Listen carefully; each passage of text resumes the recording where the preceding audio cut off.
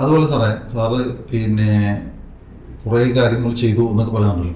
ഇതിലേക്ക് ഇങ്ങനെ ഇറങ്ങുമ്പോൾ നമ്മളൊക്കെ ഏത് ഫീൽഡിലാണ്, ഇപ്പോൾ ഞാൻ യൂട്യൂബ് തുടങ്ങുമ്പോൾ അല്ലെങ്കിൽ മറ്റേന്തെങ്കിലും ഒരു ഫീൽഡ് ചെയ്യുമ്പോൾ ആളുകൾ ഏത് രീതിയിൽ അത് അക്സെപ്റ്റ് ചെയ്യും എന്നുള്ള ചിന്തയാണ്, മറ്റുള്ളവരെന്ത് വിചാരിക്കുന്നുള്ളതാണ് എല്ലാവരുടെയും പ്രശ്നം. അപ്പോൾ സാറിൻ്റെ ലൈഫിൽ ശരിക്കും ഈ പറയപ്പെട്ട ബിസിനസ് ചെയ്യുമ്പോൾ അല്ലെങ്കിൽ ട്രെയിനിങ് നടക്കുമ്പോൾ സാർ ചെയ്യുന്ന മേഖലയിൽ ഏതാണെങ്കിലും അത് സൊസൈറ്റി എങ്ങനെ നോക്കിക്കണ്ടത്? സാറിന് അത് കൺസേൺ ആയിരുന്നു? മീൻസ് അത് സ്വീകരിച്ചു? ചിലർ കുറ്റപ്പെടുത്തി, ചിലർ പിന്നെ ഇകഴ്ത്തി അവഗണിക്കുക, പിന്നെ നമ്മളെ വീഡിയോസിലൊക്കെ ആണെങ്കിൽ നെഗറ്റീവ് കമൻറ്റ്, ഇങ്ങനെ കുറേ കാര്യമുണ്ടല്ലോ. അതിനെങ്ങനെ നോക്കിക്കാണുന്ന സാറിൻ്റെ ഒരു അനുഭവം ശരിക്കും? നല്ല ചോദ്യം. ഇതൊരാരും രണ്ടും ചോദിച്ചിട്ടില്ല. ഇൻഫാക്ട് ഒരുപക്ഷെ ഏറ്റവും കൂടുതൽ ക്രിട്ടിസൈസ് ചെയ്യപ്പെട്ടിട്ടുള്ള ആൾക്കാരിൽ ഒരാൾ ഞാനായിരിക്കും. കാരണം ഞാൻ ഈ ചെയ്യുന്ന എല്ലാ പുതിയ കാര്യമാണല്ലോ.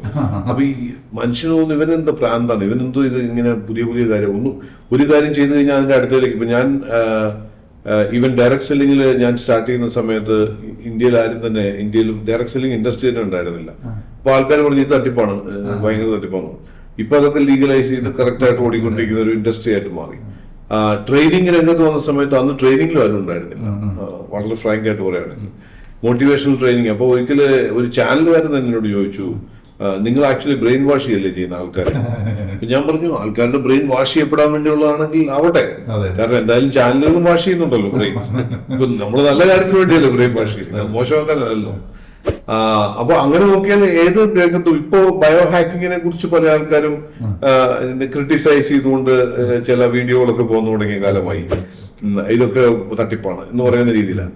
ഇപ്പൊ ബേസിക്കായിട്ട് എന്തെങ്കിലും ഒരു കാര്യം നമ്മൾ പുതിയ ഇന്നോവേറ്റീവ് ആയിട്ടുള്ള ഒരു കോൺസെപ്റ്റ് കൊണ്ടുവന്നാൽ എപ്പോഴും ആൾക്കാർ സംശയത്തോടുകൂടി വീക്ഷിക്കും. അതിന് തെറ്റ് പറയാൻ പറ്റില്ല. അത് ഒരു നല്ലതാണ്. കാരണം അത് നമുക്കൊരു സെൽഫ് ചെക്കിനും നമുക്ക് ഇമ്പ്രൂവ് ചെയ്യാനും കറക്റ്റ് കുറച്ചുകൂടെ നമ്മള് സ്ഫുടം ചെയ്യാനൊക്കെ ഏറ്റവും നല്ലൊരു മാർഗമായിട്ടാണ് ഞാൻ കാണുന്നത്.